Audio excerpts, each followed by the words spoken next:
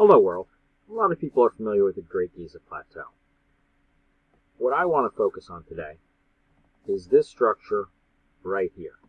Now, that structure is this structure, which is located just to the east of the Great Giza Pyramid. We're going to focus on an entrance here, and there's an entrance right next to this. We're going to focus on both of those. They are located here and here. And we can take our little guy and look here, and you can see this. And we can also take the little guy and put it here, and you can see the area over here, which seems to be covered by rocks, but at one point you could venture down into the structure, and when you do venture, or did venture down into the structure, you got to see this. This being the entrance you could venture down into, and this being the one that leads to the other opening I was showing you.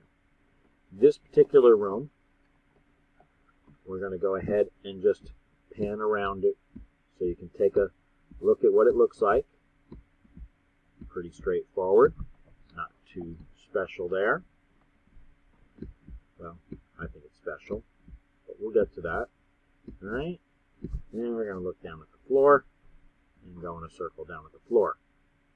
Now you can see that this opening filled up a well in here, and from what I can see, it looked like the water level went just above the floor line, just above that particular area. You can even see here how there's a smaller step, that smaller elevation here, and the water level went around the whole thing. The other two water levels seem to coincide with this top step here and this step here, and they go completely around the room. I think we're working with different densities of water, and/or this is the low water mark and the high water mark, and this is one particular density of water, and that's just where it sat and left its markings on the wall.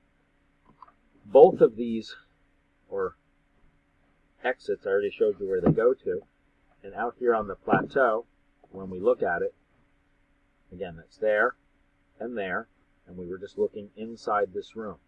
When we pay attention to how deep this goes, we're underground level here, and the depth here, when we pay attention to it, works in conjunction with the depth inside this hole, which this, even if I drop the little guy there, you don't get good pictures. You can get pictures of that on my photos.giza.ws or photos.greatgizapyramid.com, where I have pictures of that.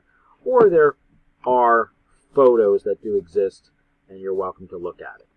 But I really wanted to document the insides of this particular structure, because I fear that at some point Google may remove these images because they have very little bearing on the tomb dogma theory of the structure. But when we look at it functionally and when we model the structure, they will become much more relevant. So this video is to retain these images. Thank you. Have a good day. Please drive through.